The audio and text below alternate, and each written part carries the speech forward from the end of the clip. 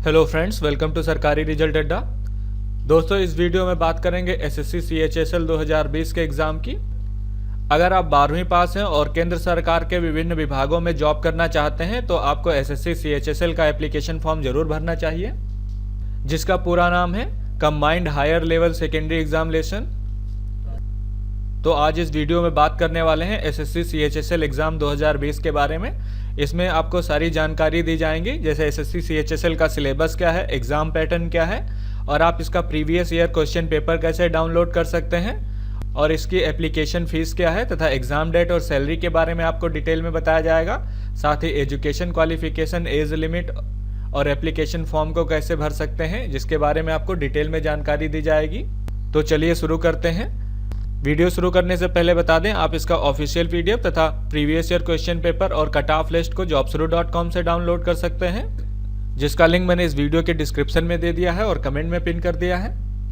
आप उस लिंक पर क्लिक करके इस वेबसाइट पे आ जाएं और यहाँ से आप इसको डाउनलोड कर सकते हैं। तो चलिए शुरू करते हैं। तो सबसे पहले बात करते हैं पोस्ट नेम की। इसमें lower division clerk, junior secretariat assistant, postal assistant, sorting assistant, data entry operator और data entry operator grade A की वैकेंसी है। अब बात करते हैं सैलरी की। तो लोअर डिवीजन क्लर्क और जूनियर सेक्रेटरीट असिस्टेंट की सैलरी जो है 19,900 से 63,200 के बीच में होगी। पे बैंड लेवल 2 होगा। वहीं पर postal assistant, sorting assistant, data entry operator और data entry operator grade A की सैलरी जो है 25,500 से 81,100 होगी। इनका पे बैंड लेवल 4 होगा। अब बात करते हैं एजुकेशन क्वालिफिकेशन की। तो lower division clerk, postal assistant, sorting assistant और data entry operator CAG department को छोड़कर सभी पदों पर आवेदन करने के लिए कैंडिडेट को किसी भी विषय से 12वीं पास होना चाहिए। यदि आप सीएजी डिपार्टमेंट में डेटा एंट्री ऑपरेटर के पद पर आवेदन करते हैं तो इसके लिए आपको विज्ञान विषय के साथ 12वीं पास होना चाहिए और 12वीं में जो है आपके पास मैथ होना कंपलसरी है। और अगर आप सीएजी डिपार्टमेंट के डेटा एंट्री ऑपरेटर ग्रेड ए के पद पर आवेदन नहीं करते हैं तो बाकी सभी पदों के लिए आप किसी भी विषय से 12वीं पास होना चाहिए। अब बात करते हैं राष्ट्रीयता यानी कि नागरिकता की। इसमें कौन कौन से देश के कैंडिडेट अप्लाई कर सकते हैं? तो इसमें भारत के सारे कैंडिडेट अप्लाई कर सकते हैं। इसके अलावा नेपाल व भूटान या फिर 1 जनवरी 1962 से पहले तिब्बत से आए शरणार्थी भी आवेदन कर सकते हैं। और वो भारतीय मूल का व्यक्ति जो पाकिस्तान से आया है, बर्मा, श्रीलंका, केन्या से आया है, या फिर युगांडा, तंजानिया या फिर जाम्बिया, मालवी तथा इथोपिया, वियतनाम से पलायन करके भारत में हमेशा के लिए बस चुके हैं, वो लोग इसके लिए अप्लाई कर सकते हैं। अब बात करते हैं एज लिमिट की। तो इसमें एप्लीकेशन फॉर्म भरने के लिए कैंडिडेट की एज जो है 18 से 27 साल के बीच में होनी चाहिए। वहीं पर SC/ST कैटेगरी के कैंडिडेट को 5 वर्ष की छूट दी जाएगी। OBC non creamy layer candidate को 3 वर्ष की छूट दी जाएगी और अनरिजर्व कैटेगरी के दिव्यांग उम्मीदवारों को 10 वर्ष की छूट दी जाएगी। वहीं पर OBC कैटेगरी के दिव्यांग उम्मीदवारों को 13 वर्ष की छूट दी जाएगी। वहीं पर SC/ST कैटेगरी के दिव्यांग उम्मीदवारों को 15 वर्ष की छूट दी जाएगी और भूतपूर्व सैनिकों को 5 वर्ष की छूट दी जाएगी। अब बात करते हैं एप्लीकेशन फीस की।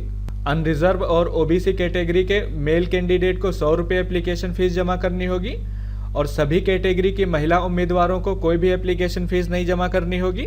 आप किसी भी कैटेगरी से हैं और अगर फीमेल कैंडिडेट हैं तो आपका एप्लीकेशन फॉर्म जो है निःशुल्क होगा। वहीं पर SC/ST PWD कैटेगरी के सभी कैंडिडेट को कोई भी एप्लीकेशन फीस नहीं जमा करनी होगी।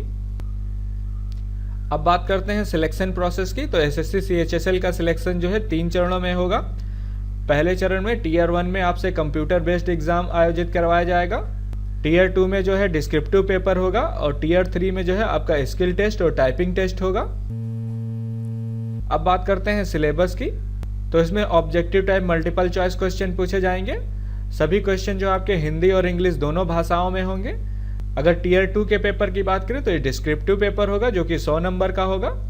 डिस्क्रिप्टिव पेपर पेन और पेपर के माध्यम से आयोजित किया जाएगा और इस पेपर को क्वालिफाई करने के लिए कम से कम 33% नंबर लाना अनिवार्य है। Tier 3 की बात करें तो इसमें स्किल टेस्ट होगा और टाइपिंग टेस्ट होगा। स्किल टेस्ट और टाइपिंग टेस्ट केवल क्वालिफाइंग होगा। अब बात करते हैं पेपर 1 की। तो इसमें सामान्य इंटेलिजेंस और रीजनिंग से 25 क्वेश्चन पूछे जाएंगे। संख्यात्मक योग्यता से 25 क्वेश्चन होंगे। सामान्य अंग्रेजी से 25 क्वेश्चन होंगे। सामान्य जागरूकता से 25 क्वेश्चन होंगे। कुल 100 क्वेश्चन पूछे जाएंगे। जिसके लिए आपको 60 मिनट का समय दिया जाएगा और दिव्यांग उम्मीदवारों को 80 मिनट का समय दिया जाएगा। अब बात करते हैं सेकेंड पेपर की। तो इसमें निबंध और पत्र लिखवाया जाएगा। उम्मीदवार निबंध और पत्र जो है हिंदी या फिर अंग्रेजी किसी एक भाषा में लिख सकते हैं, जो कि 100 नंबर का होगा। लेटर राइटिंग यानी कि पत्र लेखन आपका 100 से 200 शब्दों में होना चाहिए। वहीं पर निबंध लेखन यानी कि एसे राइटिंग 200 से 250 शब्दों में होनी चाहिए। और न्यूनतम क्वालिफाइंग अंक की बात करें तो सभी कैंडिडेट को कम से कम 33% नंबर लाना अनिवार्य है, अन्यथा फेल माने जाएंगे। अब बात करते हैं थर्ड पेपर की, जो कि स्किल टेस्ट और टाइपिंग टेस्ट का होगा। अगर आपने डेटा एंट्री ऑपरेटर के लिए आवेदन किया है तो आपको स्किल टेस्ट देना होगा, और अगर आपने lower division clerk, junior secretary assistant, postal assistant, sorting assistant के पद पर आवेदन किया है तो आपको टाइपिंग टेस्ट देना होगा। अगर आप डिटेल में सिलेबस जानना चाहते हैं तो मैंने इस पोस्ट का लिंक वीडियो के डिस्क्रिप्शन में दे दिया है, आप वहां पर जाके रीड फुल आर्टिकल पर क्लिक करें। जैसे इस पर क्लिक करेंगे आपके सामने डिटेल में सिलेबस खुल जाएगा। आप यहाँ पर इसके साथ यह भी देख सकते हैं कि किस चैप्टर से लगभग कितने क्वेश्चन पूछे जाते हैं, इसके बारे में यहाँ पर डिटेल में जानकारी दी गई है। इसके साथ ही आप यहाँ से previous year question paper download कर सकते हैं और प्रीवियस ईयर के कट ऑफ के बारे में डिटेल में जानकारी ले सकते हैं। साथ ही सिलेबस के PDF को डाउनलोड कर सकते हैं। तो ये थी SSC CHSL की जानकारी।